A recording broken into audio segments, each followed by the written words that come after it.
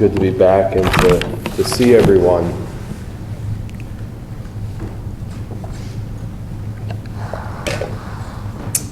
As we sang that song this morning, I wanted, in part, for us to remember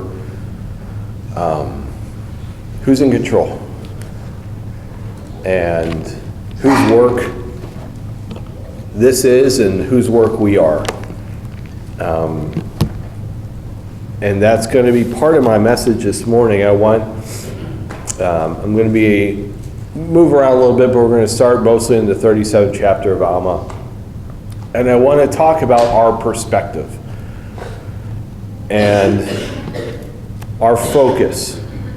And ultimately, hopefully we get to our trust in God's plan. And that's what that song is about. God has a plan, and he's executing that plan day in and day out. And he stays consistent, and he works, and it says, and he's still at it today. And so my message this morning is going to be, if I have a title, it's going to be Little Things. But putting us into perspective about what is important. And this is a thought that's been on my mind for weeks now.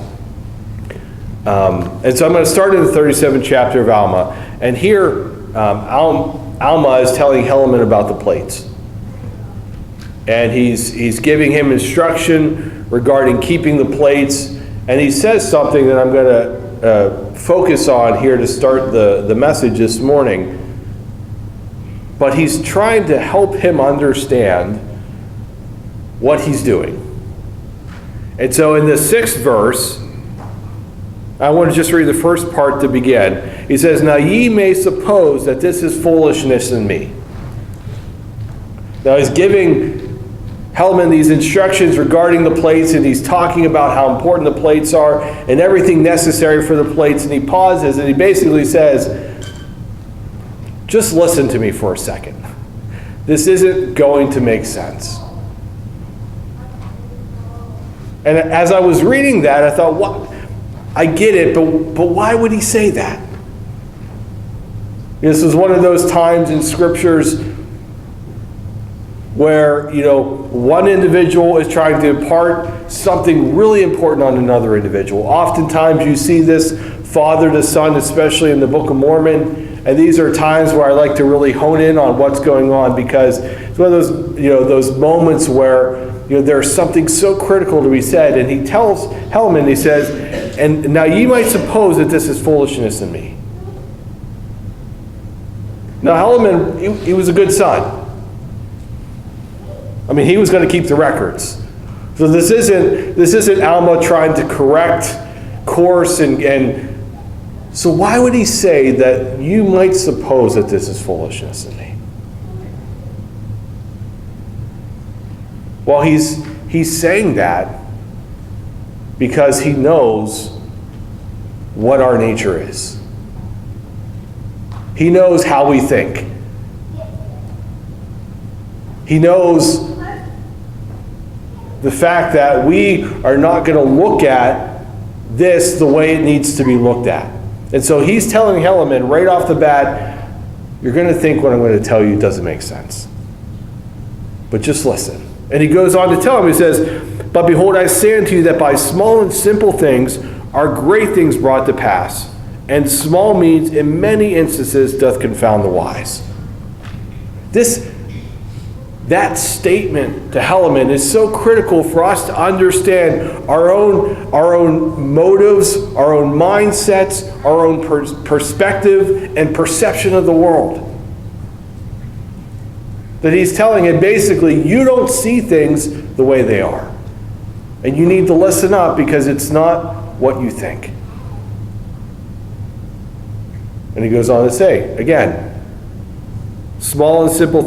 that by small and simple things are great things brought to pass, and small means in many instances doth confound the wise. Now, I'm going to step out of this 37th chapter. We're going to come back to it later, to another verse. But this is so critically important because often, as individuals, what do we want to focus on? The big things. And what's Helaman being tasked with here? Keeping a journal. Writing a record. And I'm not trying to minimize what he was doing, but in terms of the day-to-day, he's writing what is going on. And he's to keep these plates. He's to keep this work going. And it's something he's going to be doing day in and day out. Is it big? No, it's not. Helaman's going to do many amazing things. This is something that he's going to continue to do day in and day out, probably without seeing much fruit from it. Oftentimes, that's what we want to focus on. You know, we go out and do missionary work, and there's all these baptisms, there's all these conversions, there's all these ordinations. You do something and you see the fruit, and it feels fulfilling in a lot of ways. And Helaman's going to be doing something that is so critically important. And he's not going to see a whole lot from it. And Alma, knowing how we think and how we are, wants him to understand how very important what he's doing is.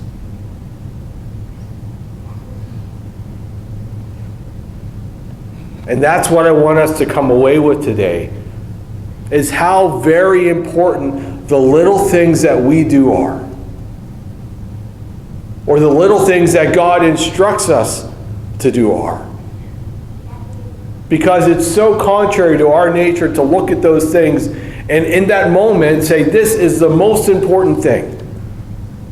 But think about it. Had Helaman not been diligent in doing what was required of him to do, in keeping the record,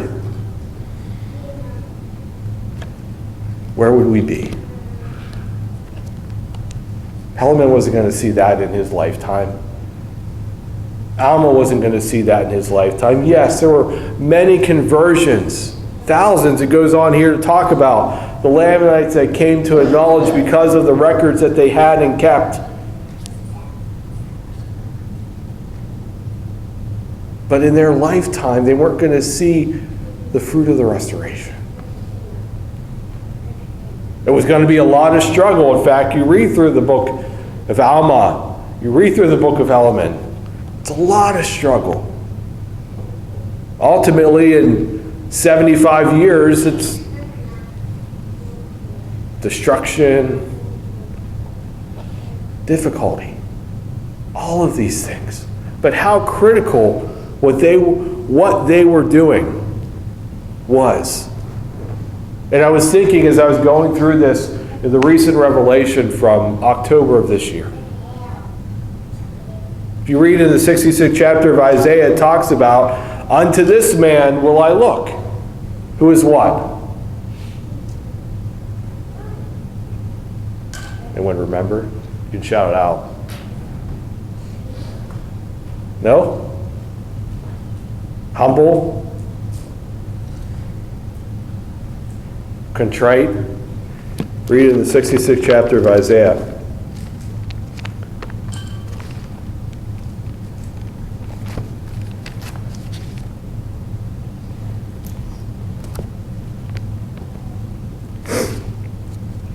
He goes on and he says, thus saith the Lord, the heaven is my throne, the earth is my footstool. Where is the house that ye built unto me?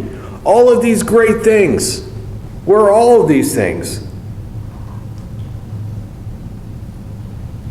And he says, for all those things hath mine hand made, but to this man will I look, even to him that is poor and of a contrite spirit and trembleth at my word. Not to someone who is great, large stature, well-spoken, all of these things that, thinking about what Alma said to Helaman, all of these things that we would consider to be big and important. What does God say?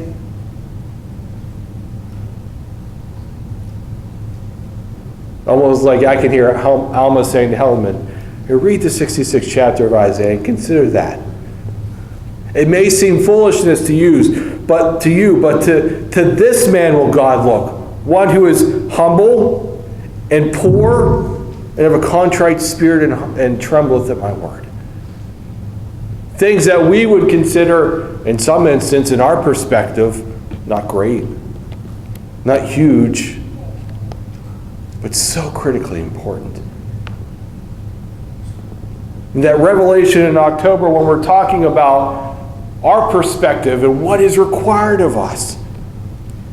When Alma was talking to Helaman, what is required of him to do this work, to be consistent, to be diligent?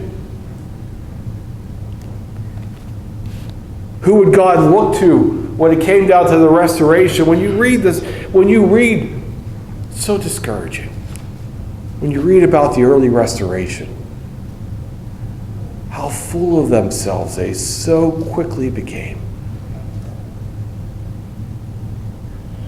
That they were going to build up this great city, that they were going to do all of these things and build these temples and establish. And they were throwing people out of the church left and right for disagreeing with them. And when you read this verse in context to what was going on, it's so starkly different. But God said, in all of that, all of those things, this is what's important. This is who I can work with. This is who I'll look towards. And that revelation that we had and accepted in October said that. To quote it, says, unless you accept these things as the very essence of your existence. Now think about Alma telling that to Helaman.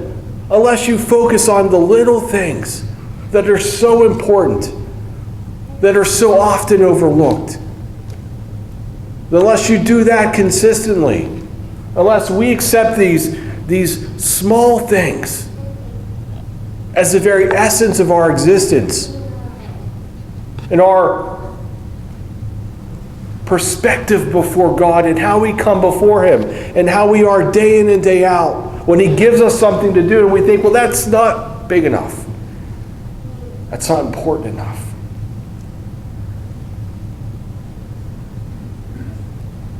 Are we accepting those things as the essence of our existence? Are we doing what is required of us day in and day out? Not because it's grand, because it's big, or because we can see what's going to happen, what the outcome is going to be, but because God has given it to us to do. And if we accept those attributes as the essence of our being, and God tells us to do something, we do it. We understand that in this, and in what we are a part of, the latter-day work, the work of the branch, the work of our families, all of these things are so critical, beyond our understanding, beyond our comprehension. And you can think of the testimonies within the church of when people were instructed to do something. And maybe it wasn't immediate that they saw something. Maybe it was years later or decades later, or maybe they never saw it. It was beyond their lifetime.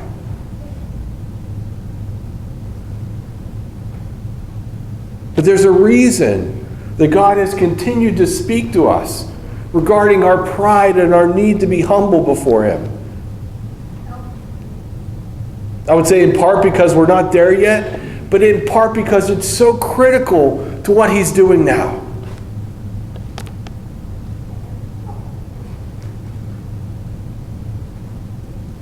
This is the same thing that Alma was trying to impart to Helaman. You don't understand, Helaman. Don't think that this is too small. It is so critical to the work of God. So important to the work of God. You're not going to see it in your lifetime, but please please do it. You might think it's foolishness. But by these little things will great things come to pass. And who are we to question God? As I was going through, as I thought about the 38th chapter of Job, this is towards the end of Job's difficulty. I love these verses because when we think we're something, when we just look to the big things and the great things and think we can accomplish, God questions Job and he says, "Where were you when I laid the foundations of the earth?"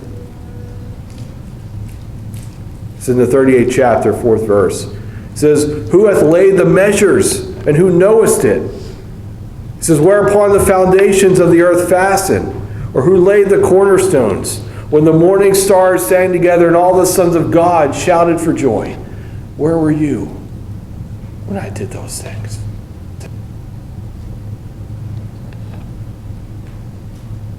When we think about the great plan of God and everything that He is in control of,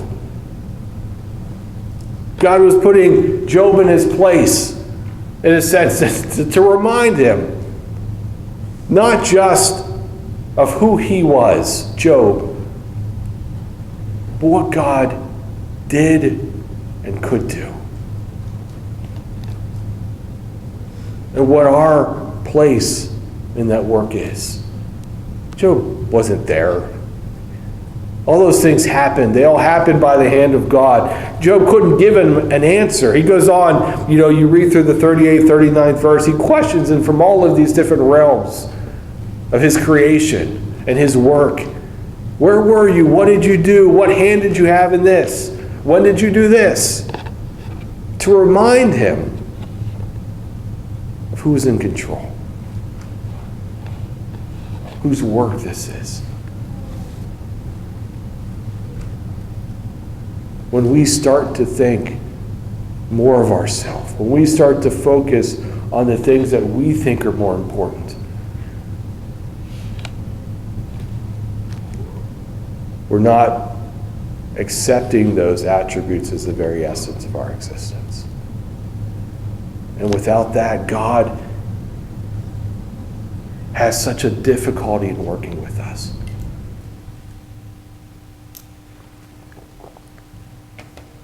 But the point of this message is not to sit here and hammer us about what we're doing wrong, but to understand. And I think this is really what Alma was trying to get across to Helaman. And we'll come back to it in a little bit here. But how important and how blessed he was to be a part of the work that he was doing. And how critical it was to see beyond what he would have accepted as foolishness, to know the plan and the power of God, to think 2,000 years later that we would know who he was and what he did, and to be able to read the words that he wrote,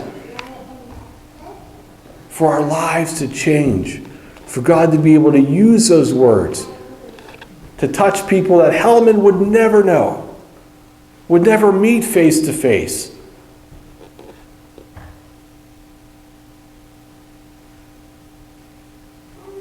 And our nature would to think that those things that he did day in and day out were small and unimportant, not critical. But he had to understand what he was doing, how important it was to put himself in that place, to do it consistently because of what God was going to do with it. That we might think it's foolishness when we're doing things day in and day out. We might think they're so small, so unimportant. Lord, why do I have to do this? What is so important about this? Think about that for Helaman. Keeping the records. Lord, why do I have to keep doing this? And I can imagine, not that Helaman would do that, but play Played the story of Job out with him, and he questions, well, where are you when I'm going to restore the children of Israel? Tell me what you're going to be doing when truth will spring out of the earth. Now, Helaman understood. Helaman heeded the words of his father. He was a humble individual. He worked for the Lord. Maybe he didn't understand all of those great things. The Lord didn't have to chastise and correct him as he did Job. But it would have been the same answer. Don't you understand? I'm in control of all of these things. It's the little things. The small things that God does that we don't see or understand. The requirements that he has. It's so critical. So important for us to stay humble, poor in spirit, brokenhearted before him. That we might recognize his work in our life and understand that we're not going to see all things. And it's not necessary. And so I want to go towards the end. And we're familiar with this verse, but I want to take a different perspective on it. For some of the young people that were in our seminar, I'll use some of the language, but the 37th verse, Alma 37:37. Says, counsel with the Lord in all thy doings, and he will direct thee for good. When thou lie down at night, lie down to the Lord, that he may watch over you in your sleep. And when thou risest in the morning, let thine heart be full of thanks to God. Are those big things? No. He doesn't tell them to go out, convert thousands.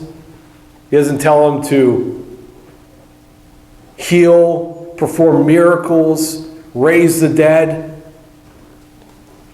He tells them to counsel with the Lord in everything he does. To talk to God. To seek him, his understanding. To have that relationship and that one-on-one time together. When they lie down at night, lie down unto the Lord. When you wake up, let your heart be full of gladness. These aren't big things. It's not converting the world. But then what he says at the end makes it seem utterly insane. He gives them these small instructions. Do these 3 things. He says, if you do these things, talk to God, counsel with him, have that relationship, end your day with him, begin your day with him. If you do these 3 things, you'll be lifted up at the last day. That seems foolishness, Alma. That doesn't make sense. You're telling me, if I just do these 3 things, that I'll be lifted up at the last day. It's not the big things that we do. It's not the large things that we think about are so important. What Alma was telling Helaman is live with God. Have that relationship with Jesus Christ. In everything you do, make him the centerpiece. And if you do that, everything else will take care of itself. If you counsel with him in everything that you do, he's going to direct you. He's going to work with you. If you go to bed at night, praying to him, considering him, thanking him, if you wake in the morning and you start your day with him, you do those things, you'll rise with him at the last day.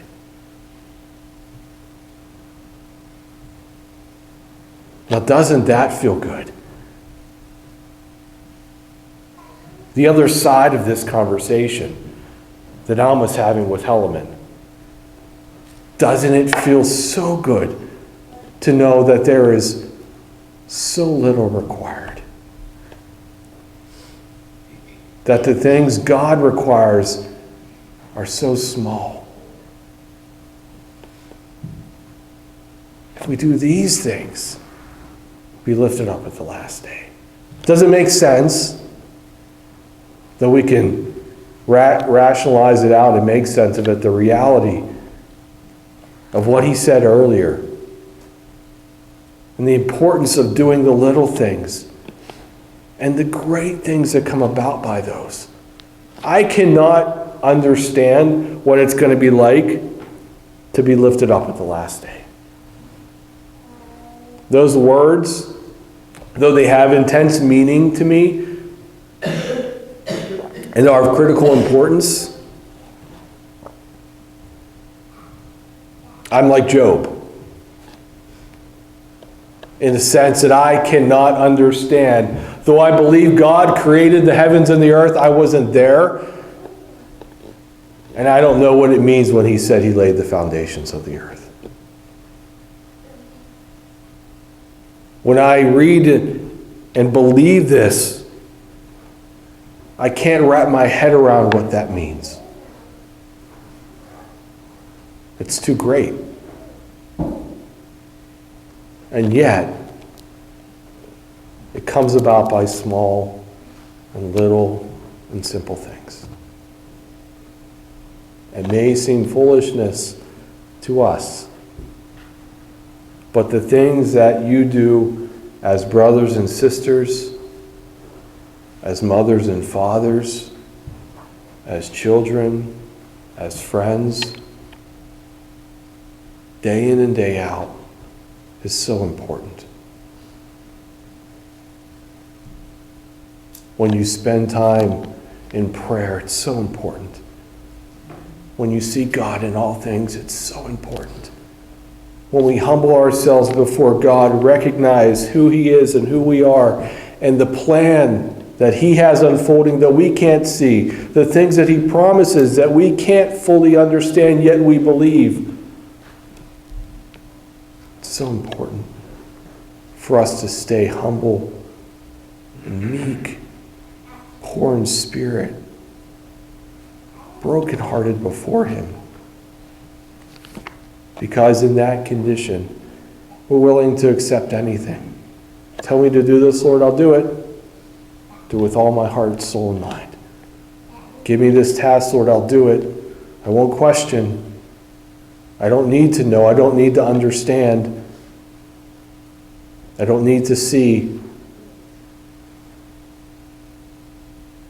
God wants to work with us, and he's going to continue to do it the same way he always has.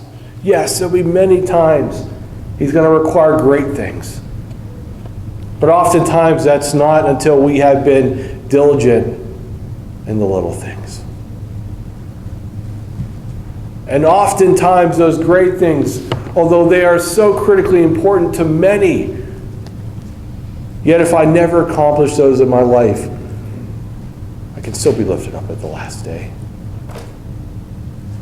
If I remain consistent in forging that relationship day in and day out with my Savior, and I look to him in all things.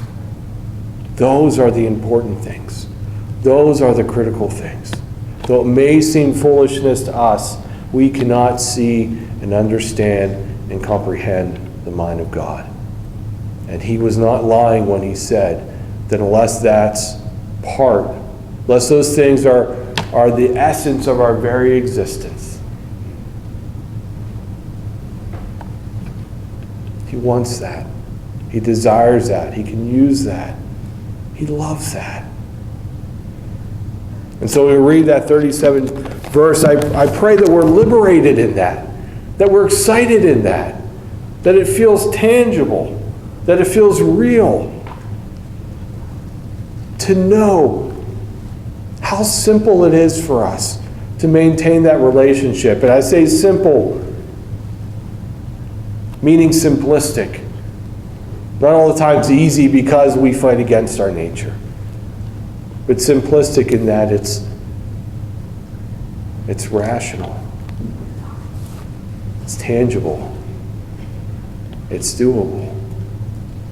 But it's by those small things that great things come about. May God bless you this morning.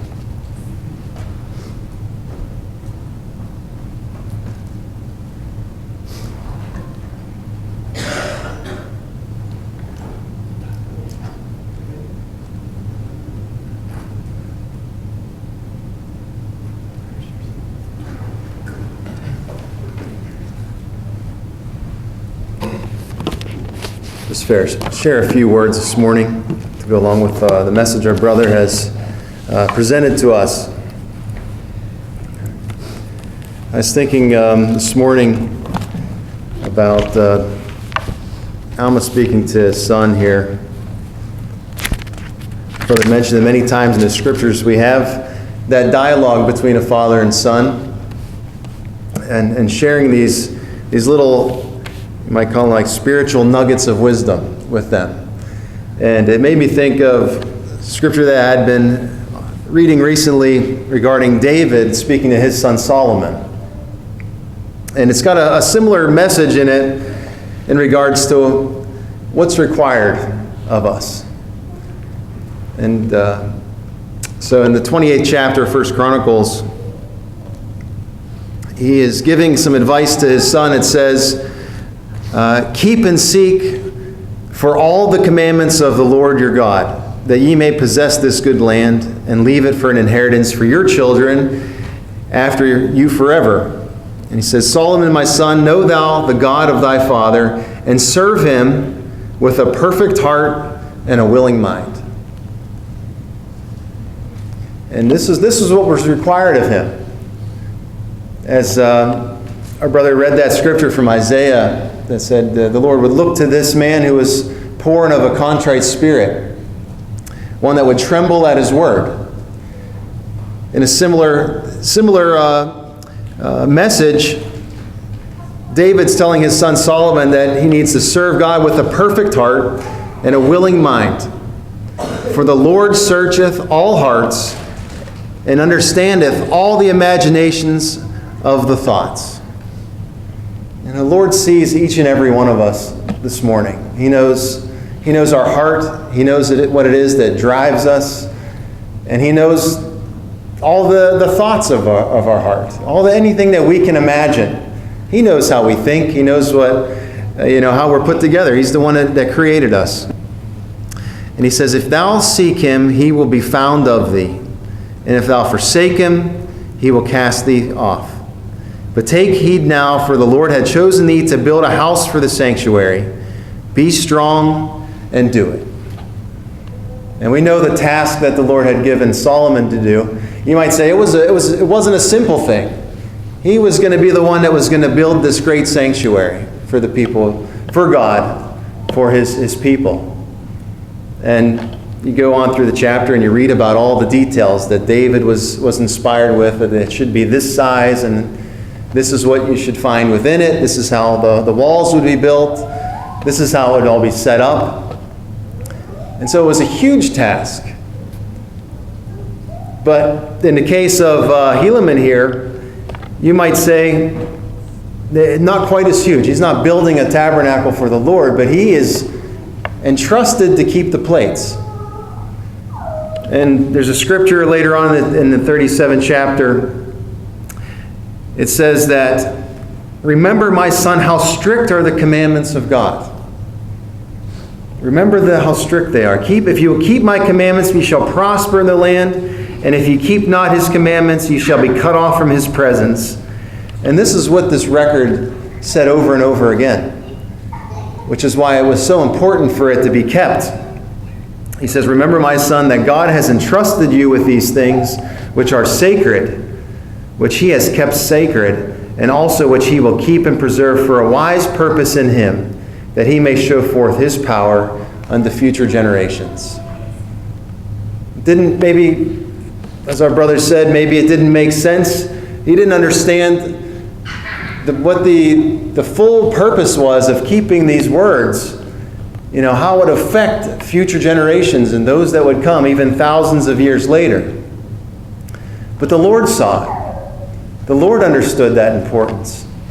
And that's what he was entrusted. That would be his job for him. And so this morning, as I was listening to my brother and knowing that it was, it's by simple means that the Lord does incredible things. And we never know, really, from one day to the next. What simple act of kindness that we might offer, an act of love, how it can affect the world around us, in what great way. But that's what we're called to do this morning. We're called to follow His commandments, that we might have a heart that is pure, a mind that is willing to do His work, that we might do those simple things through our day, one day to another. At a minimum, we could just be sharing God's love.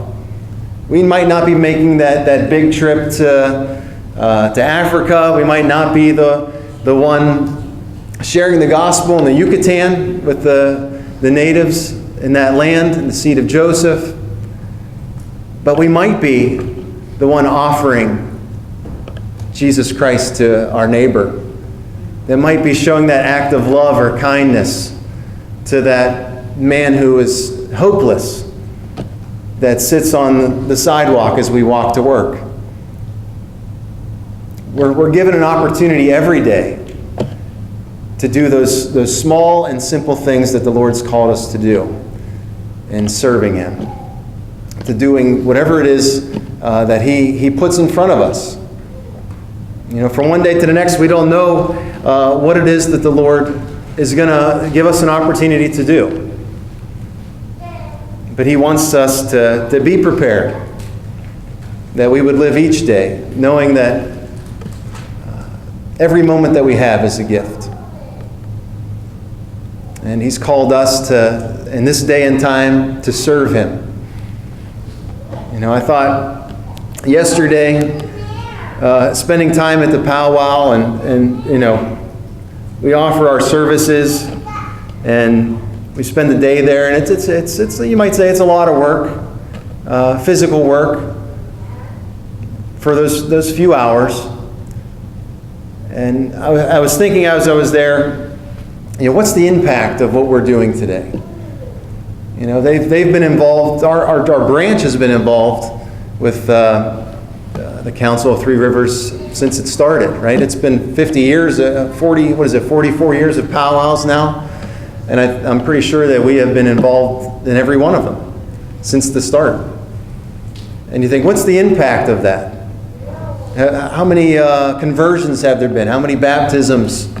How many people have we been able to convince of the restored gospel? I can't think of too many. I know we wonder, what's the great impact of that, this great work that we're doing, perhaps? Well, I'm not sure today. But I know the Lord knows. And I believe that the efforts we put in, even if it's one day a year, in helping with their event, that we're sowing seeds. And even as Helaman here was entrusted with these records, not knowing the impact they would have 2,000 years later, that it's had on each of our lives, and that it'll have on his ancestors when they come to the understanding of who they are and the commandments, the relationship that they had with the Lord years ago. And so, we do what we are called to do today, that we might be humble, that we might be willing. And there were those there yesterday that we wonder, is this making an impact? And as we were taking orders, there were some of their young people that even said, "I appreciate you." There were some that said, "Thank you for what you're doing." They recognize that we're volunteering our time and our energy to help, that we didn't have to do that. But they recognize that the effort that we made, the sacrifice in some instances, people leaving things at home, the things they have to do, to be there, leaving their family, missing out on their children's homecoming dances. We may make a sacrifice to be there. And there are those that see that effort. And I know the Lord is working. We had time to talk to Russell a little bit at the end of the day, and he made the comment that he really wants to make an effort to be here to speak to our church, especially the young people, and talk about the relationship that the church has with the Council of Three Rivers. He said that as we were about to leave yesterday. And we know of the impact that we've made in his life. Even as Brother Josh said this morning about how he doesn't worry about Saturday because he knows that we're going to show up. We have a reputation because of what our brothers and sisters had started 50 years ago, and that we were willing to continue. There's that reputation that's there. I can trust them. I can depend upon them. They're going to show up. They're going to do it. They're not going to complain. Things are going to go smoothly. You know, I can trust them with the money. They're not going to be taken from the money that's made. And we know that the Lord can see far beyond what we can see. And so I'm thankful this morning that that great things happen, and He uses mankind, men and women like you and me, to bring about His promises. And it may be simple things that we're doing from one day to the next, but may we continue to look upon Him and trust in Him each and every day. Do our best to serve Him each and every day, as our brother said, in the things that we see and experience day in and day out, and that we would see the Lord's hand move upon us in our lives and upon those that we meet each day. So may God bless you.